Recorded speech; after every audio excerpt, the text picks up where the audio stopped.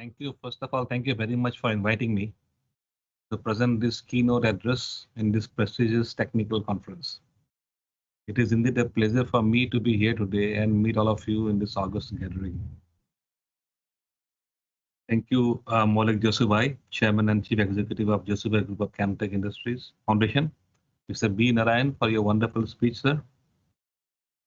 And of course, I think Dr. Deepak Bagla, who will be joining after me.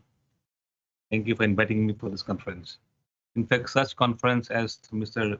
Jasubai was explaining, it gives immense value to all of us so that we can interact with the entire community of EPC players, the consultants, the suppliers, the construction contractors, and this gives us a good platform as you all share your experiences besides being an ideal means of networking and knowing each other more closely. My topic today is primarily to talk about owners' expectations from EPC players. Well, I can simply say that, what expectations from EPC players? Give the contract to an EPC player and forget about it. Or will it, till its completion? That's when I'm trying to say that pass on my entire headache as a client, as a pass on my entire headache to the EPC player. But will that do? Or is it what our expectations is all about?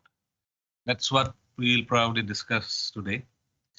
Anyway, before I move forward, let me give a little brief about my company, Numaligarh Refinery Limited.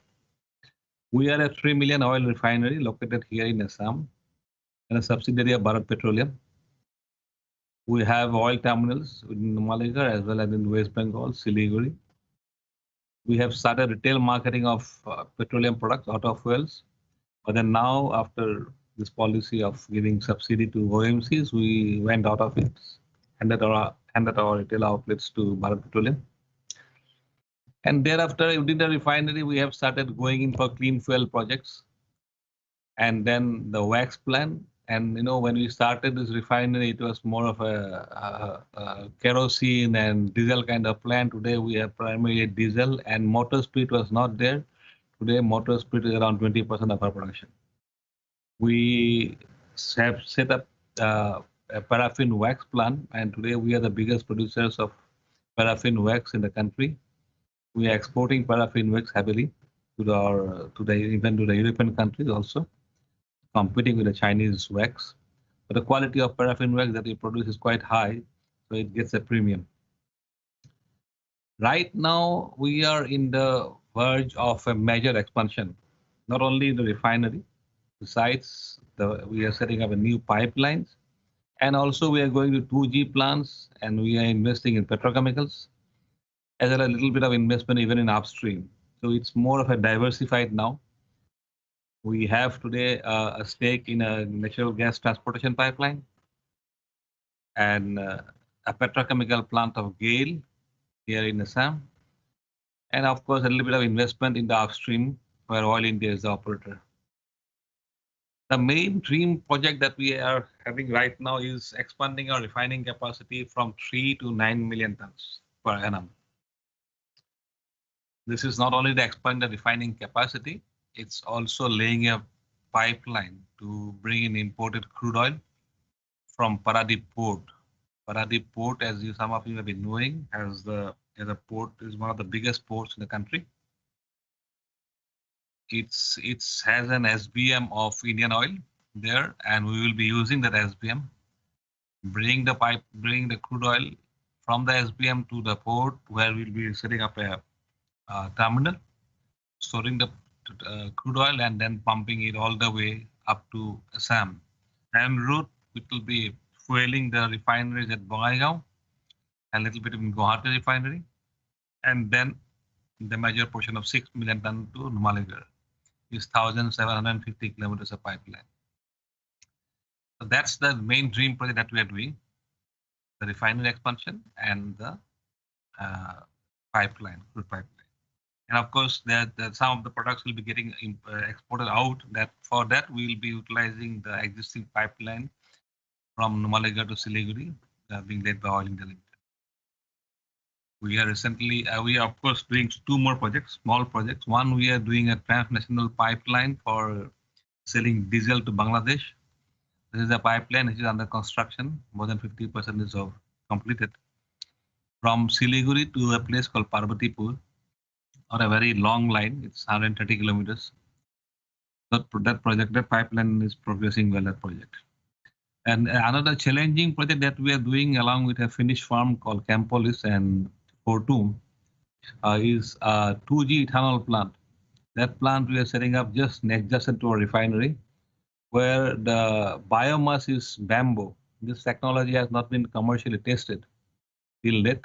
It has been done in demo scale. So we are taking it first, testing in here will be in this place. And again, it will be the biggest 2G plant in the country, 6 crore liters a year annum. That's the project. It's due for commissioning by next year, July 22, July, August 22. So these are the projects that we have right now. Now coming back to the subject, our expectations from EPC, actually Numaligarh never had an EPC player till date. Our entire projects have been done through EPCM model. EIL was our major support. Generally they are the EPCM players. And of course we had Toyo and of course and Tractable once in doing one of the EPCM projects. Other than that, we didn't really have any other EPCM players. This project, which we are already 7 months on now, has today 3 EPCMs. Today 2 of them are Technip and 1 is ThyssenKrupp. And maybe some jobs also will be going to EIL. That's where we are right now. So first time we will be handling an EPC contractor.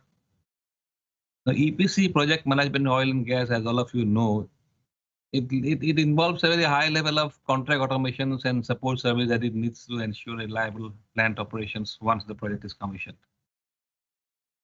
This project is heavily contractor managed.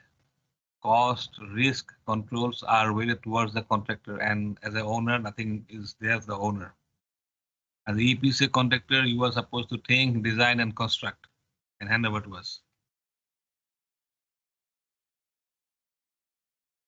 In addition to delivering a complete facility, the EPC contractor also need to deliver that facility for a guaranteed price and within a guaranteed time. You know, and so as to operate at a specified level. That's the challenge, and that's where you are. Today we do not have too many EPC players in India, but nevertheless, these are the challenges that an EPC player has. Now, I thought I'll just jot down a couple of points which I would share with all of you. So we'll be starting this, EPC contracts here.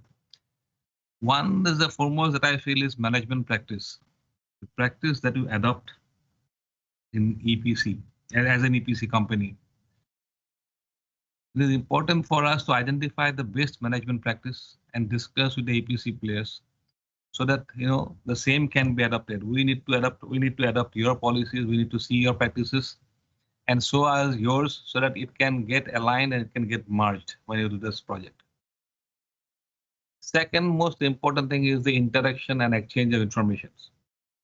This is something, this level of communication, this communication should be a two-way process, two-way flow of informations. There should be a platform of constant interactions. Today, Mr. Malik Joseph is talking about interactions on networking and the meetings, the average meetings he's talking about 50 minutes. Any platform is good, whether we are meeting the EPC players over this kind of platforms during execution of the project or before execution or the time of commissioning or physically, that is helpful for the project to go. This is an area where I expect from the EPC players that they should have on a regular basis. And if required, sometimes, reporting more than required, actually. Sometimes, overflow of information. But at the same time, one needs to see, but then there should not be less reporting. The line of communication should be encouraged by all of you, all the head leaders, all the heads of the units. And this information should be two-way flow. The way we execute project today is quite different from the way we executed, 10 years back, maybe 15 years back. And the complexity has increased to a number of level and number of uncertainties have come in during project execution. Talking about project execution, let me share this. aligning the expectations of the owners and the contractors at the beginning of the project cycle. That is very important. It is a prerequisite to avoid any cost overrun or time delays. The project scope needs to be truly understood, fully and clearly. Define the business development cycles, pre-award clarifications, meeting, and ideally it should be in a written communication between both the documents. There is we see a lot of conflict happening because of this not having adequate information. Now, once initial expectations have been thoroughly discussed and agreed upon, it is necessary to create an effective strategies on how to handle change. How to handle change, for example, for working jointly or as well as risk management. The need for open communication throughout the process is very crucial. You, as an EPC contractors, you need to let us know, let the customers know about your problems, especially those concerning the cost and schedule. Third item, which my personal experience talks about this, is a team building, working as a team. Now, this is something which this is my personal experience says that this particular aspect is the most important driver. EPC players needs to ensure that there is a robust means of communication amongst all its own members so that the team building can be developed, can be encouraged. Exchange of ideas, sharing information, if required, as I was telling, pass on more information. Then once you develop the trust, the rest all falls in place.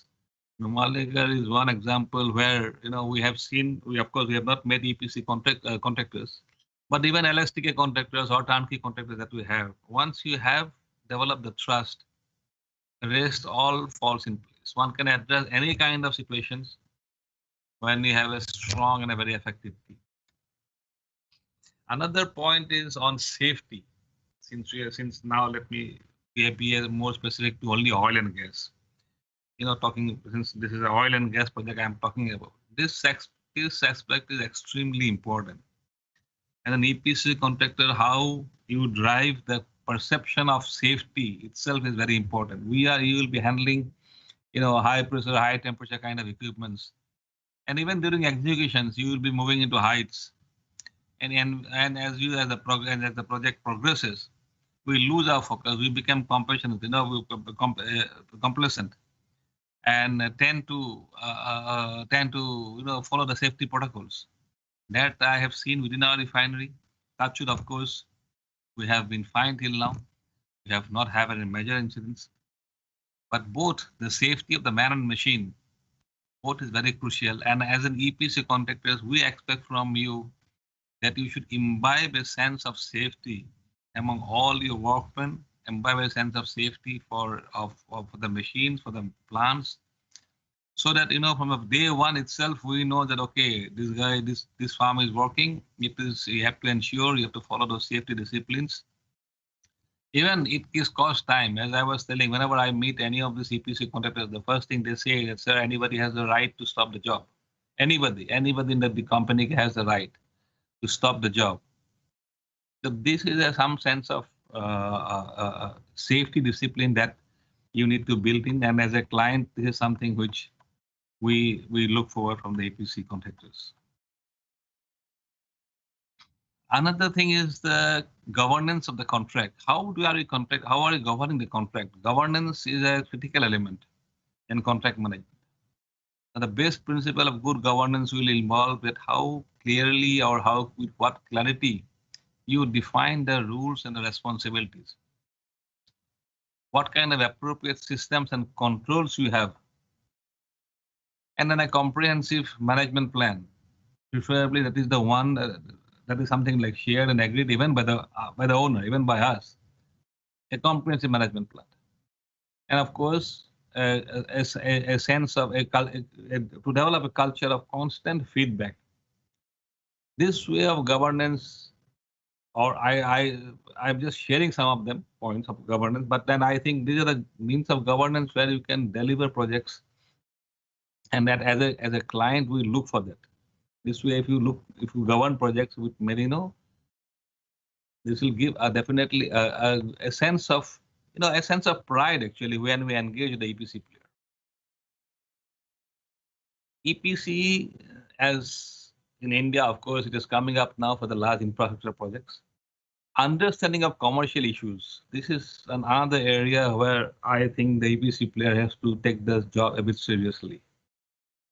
As an EPC player has to take the entire job of engineering and procurement, you need to know the commercial issues involved in a particular tender.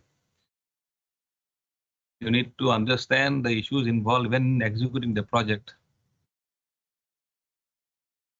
Sensitivity analysis may be required with various sets of assumptions to review the impact on the project finances. In fact, I have one more point to talk about cash flow. I'll talk about that. This sensitivity analysis enables you know how projected performance will be, which vary from changes in the various assumptions that you do. I would say about was about another point is which in Assam we are feeling is the labor quality. You know, Mr. Narayan was talking about 15,000 people working there at Reliance. The labor quality and labor productivity. This is something which as an EPC player, I think you need to first understand and see for yourself that what kind of labor you are going to engage in this particular project and what is the productivity of these laborers. How able-bodied are they to withstand, you know, the long hours and difficult executions places, difficult locations. Just to put things in perspective, like according to one study, the productivity of two worker groups doing identical jobs on the same site at the same time can vary to the level of 50%. And again, I heard that sometimes this gap was found to vary as by as 5 times when they're working two different locations, different construction sites. In fact, this area, this labor productivity never gets quantified in commercial evaluation. Everybody has the same rate of labor, so you need to understand the quality and the productivity of labor. This is a very crucial issue for the EPC players. Another very important issue which we find here in Assam also, maybe probably this must be in all over the countries, is the evaluation or the management of subcontractors. Subcontractors, selecting them, the subcontractors, is very vital for timely execution of projects. It should not happen that, you know, the subcontractors can't synchronize the various elements. You know, because of subcontractors, you can't synchronize when to complete the civil work and when you do the installations of the projects.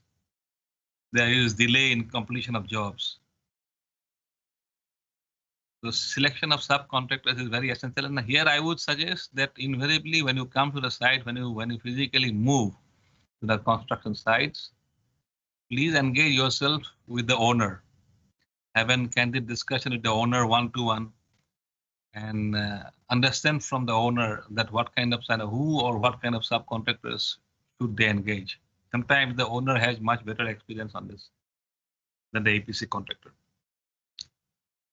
Another point as I was mentioning too was about the cash flow. Either for any project, which of course you know better than me, for every contract to deliver the project, the cash flow has to remain constant throughout the project. And here again, the timely flow of cash starts from the client.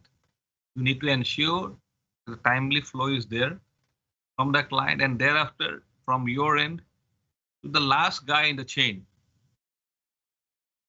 So that is very important. We invariably miss out this thing. They're the weakest in the link and disrupt the whole chain. And let me say this, you have seen during COVID time itself, how we maintain the flow of funds to the laborers, how as a client in this company we had intervened between because the main contractors have left. They were not there, not to be seen. It was from our side, we have directly intervened and paid to the contract laborers. And I'm telling you, this last guy, this weakest guy, is a guy who can break the chain, who can bring in disruptions into the project execution. In COVID-19 pandemic situation, business in every sector, as was explaining now by Mr. Narayan, was as far from normal. Right now, things are improving. So as you know, this chain of cash flow, you need to understand the payment terms. When you finalize the contract, you need to understand the milestones upfront very clearly before you start bidding for this big contracts. Somebody was talking to me. I said, let me say a couple of points. Like, you can think of requesting money upfront before beginning a new project. Things have changed nowadays. Nowadays, we are also giving money upfront. All the PSUs are giving money upfront. Of course, again, guarantees. But then, that establish the flow fund. Then this leverage your IT sectors, online payments, credit cards. So stuff like that, and then of course the things like having surplus funds during better days and keeping it for those rainy day fund, managing our cash. Another point which I thought I will also share is I was just writing it down was the change order. This is a very, very debated subject. That's probably one of the main reasons that gives birth to disputes. So this point of change order management is something which as an EPC player, you need to very clearly and elaborately explain to the client. Sometimes the change order problem happens because of not understanding. If people don't understand that there is a financial impact because of the change order, and then it leads to disputes, and then it leads to stalling of projects. How will you manage change orders as a EPC contractor? That is something which should be there upfront. We ourselves are nowadays doing pre-bid meetings with all the EPC players in India in oil and gas. And this is a question which I always ask them, that how are you going to manage these change orders? So that is something which should be very clear upfront, and it's something that you need to look into seriously, and then also keep the client fully involved, fully understood that how the change order management will be done. Some other ideas about cash flow is something that we are also doing at the PSU is a monetization of assets. You can think and evaluate the possibility of refinancing our assets and investing this equity back to the business. We are also doing it. We are also trying to monetize some of our idle assets, including land. NIL, of course, does not have land, but some of the oil PSUs have large quantity of land. They are trying to monetize those.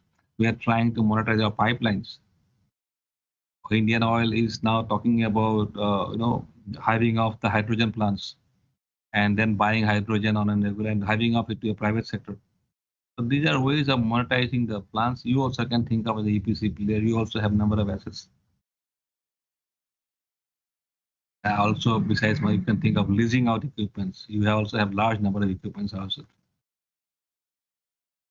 Now, of course, the last and the major point, of course, which I would like to share is, of course, procurement and logistics. Now, talking to you here from Numaligarh, Assam today, I personally give a lot of importance to this aspect, particularly while we handle projects.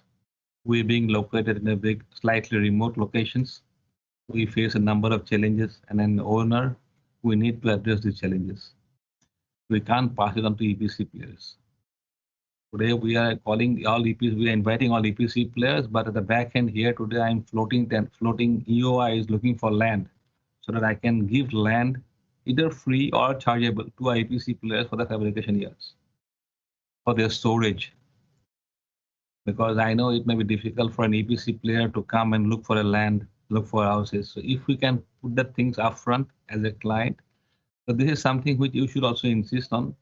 At the same time, before you start building, before you think about checking of all the infrastructure, the road and rail infrastructure, the highways, the waterways, how well connected those project sites are.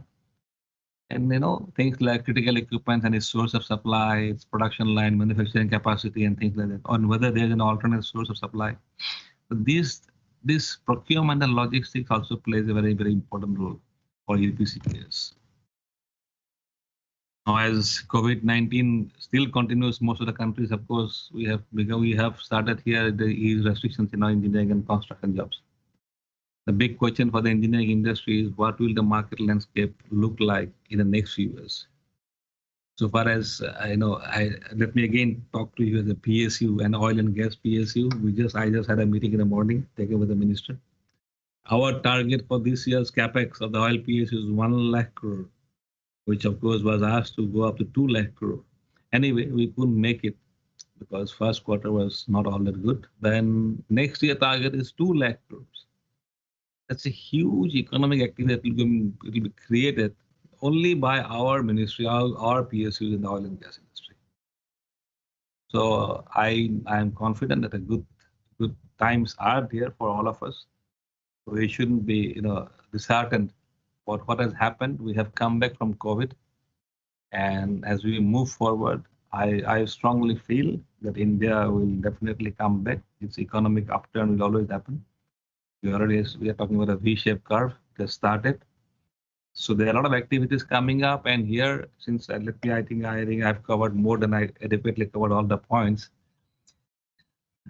We expect, I think on a personal note, let me just say that I get this opportunity to invite all of you here, including the EPC players, our consultants, the suppliers, and all of you present here, to please come to Numaligarh, Assam, and join us in building this mega project of refinery expansion as well as the cross-country pipeline. Let me assure to all of you that you will enjoy working here with us. It will be a good teamwork. And from NRL, as I was telling you earlier, we will be providing you all assistance as you may need, whether it is a land or any other support services. And of course, let me also assure you that we will ensure that your people, your manpower, are safe and secured. This is something which people have an apprehension of coming to Northeast.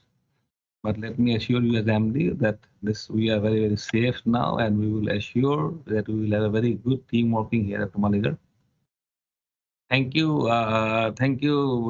Jasubai Saab. Thank you, Mr. Narayan. Thank you, Camtech, for inviting me to this conference. It was an honor for me to interact with all of you in this prestigious conference here. I know you have another 2 days to go.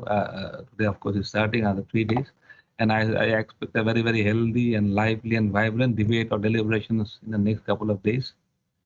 Thank you and wish you all the best. Thank you.